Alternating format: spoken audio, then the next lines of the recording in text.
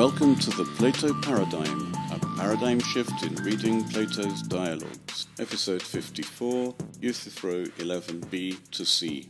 I ended last time by saying that this dialogue was not just about the holy, but it was also an exercise in dialectic. We've already seen in Hippias Minor how a dialectical exercise works, the way that Plato does it. The reader has to think and work up to the conclusions which are actually dramatized in the dialogue. And the same may be assumed here. This can be our working hypothesis. We don't know for sure yet, but it does look that way already. Plato certainly doesn't tell us what he thinks. All we have are the words of Socrates and Euthyphro here, and they don't say very much which is in itself true. You may have felt over the last few episodes that Socrates has just been repeating himself, going round in circles, trying to show Euthyphro unsuccessfully that the godloved cannot be a definition of the holy. And really he could have shown that, he could have proved that in just a paragraph, but we've had much more than that, and it sounds repetitive. Now, we could just say Plato's an inept dramatist, or we could say that Socrates just likes to confuse Euthyphro, or we could actually think for a bit and ask ourselves what has happened. You may remember that halfway through this argument, Socrates had summed up so far by saying that the thing being loved is either something which has received an effect or something which is coming to be. Now, the coming to be part has played no part ever since. The end conclusion is that we have pathos on the one hand, which is an affect, and ousia on the other. Ousia is being, not coming to be. Completely different thing. So why have we got the thing coming to be halfway through the argument?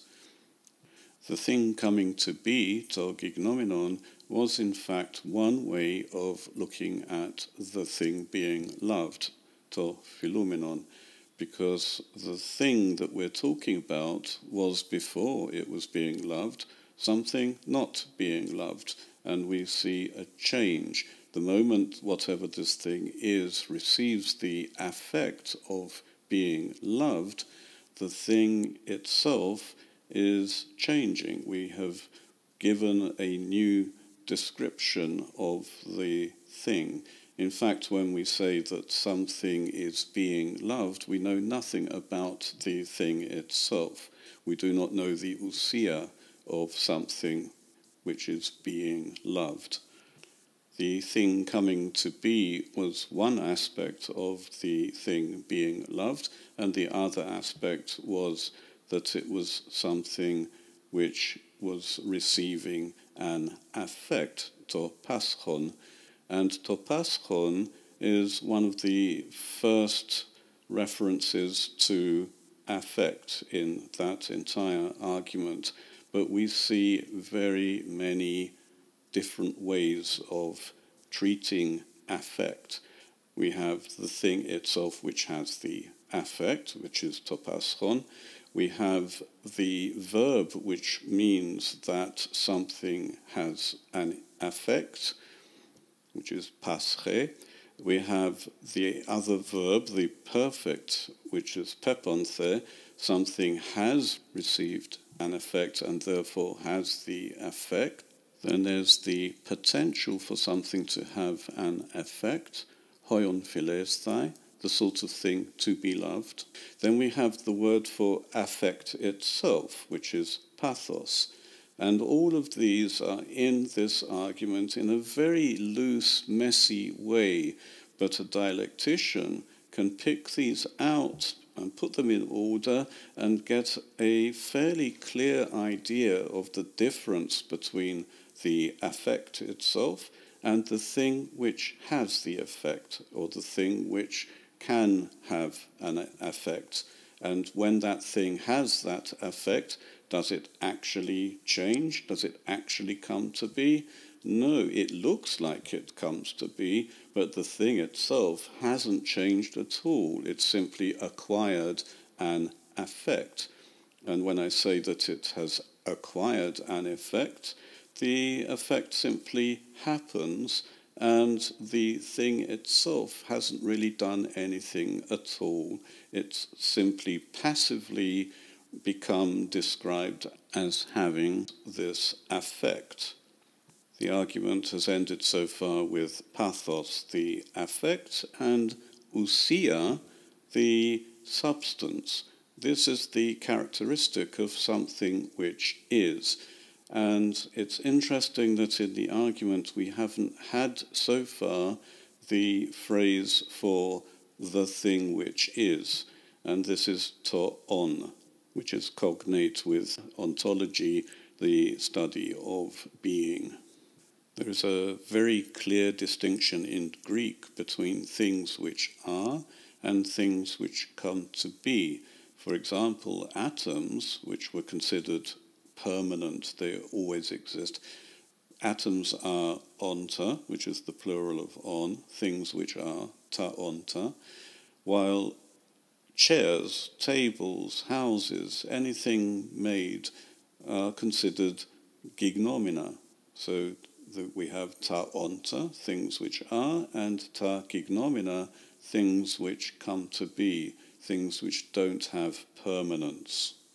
Plato doesn't give us a neat philosophical account of all of these things, but instead we get this roundabout, convoluted argument which doesn't seem to be that necessary, but actually provides us with lots of different ways of expressing, in particular, anything to do with affect, and just a little bit about how to refer to something which actually is.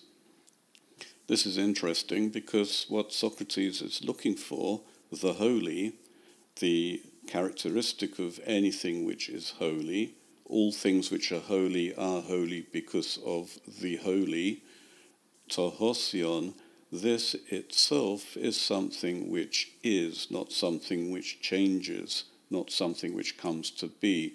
So tohosion is one example of on, being, something which is.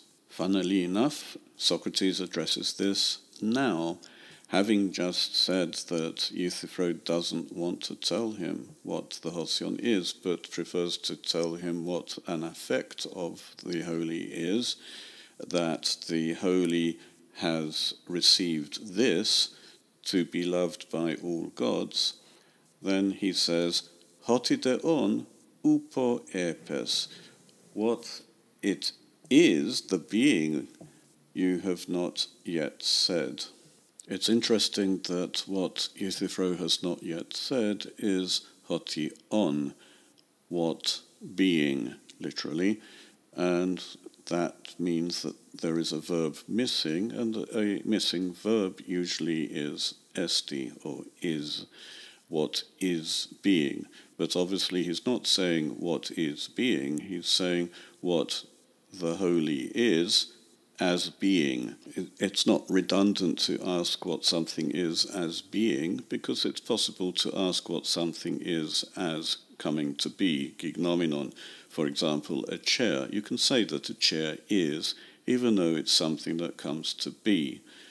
But when we insist on the essence of something, the being of something, we want to know what the thing is in itself as the part that doesn't change.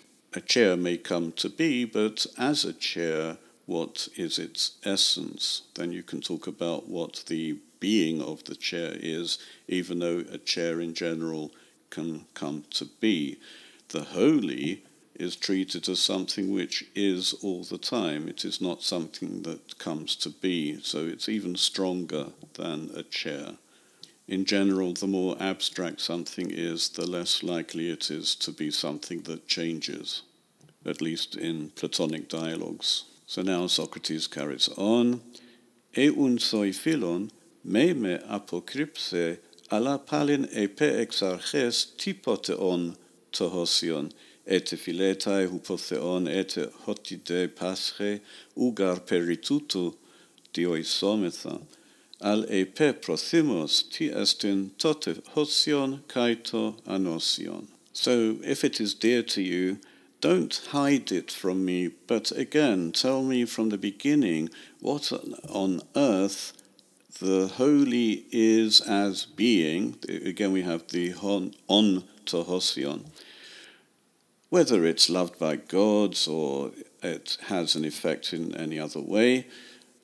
For about this, we won't differ. But tell me eagerly, what is the holy and the unholy? This, of course, marks the end of the discussion of the answer that the holy was the god-loved. And now Socrates wants a different definition of the holy. Allo Socrates, uk echo ego gehoposoi epo honoo, periechetai garpos hemin ae ho an prothometha, kai uk ethele menen hopu an hydrusometha auto. But Socrates, I don't have how to tell you what I think, for whatever we offer or propose walks around somehow around us all the time and doesn't want to stay wherever we set it up. This shouldn't be a reason for not giving a definition. It's simply a complaint about the previous definition, and they've only had the one. The Euthyphro did start by saying it's what I do now, but it came to be what is loved by all the gods, then what is loved by the gods, and all that's happened is that that has been refuted, because the holy is not defined by an affect, and that's all that's happened. If Euthyphro is complaining about this, it means he hasn't been following anything at all.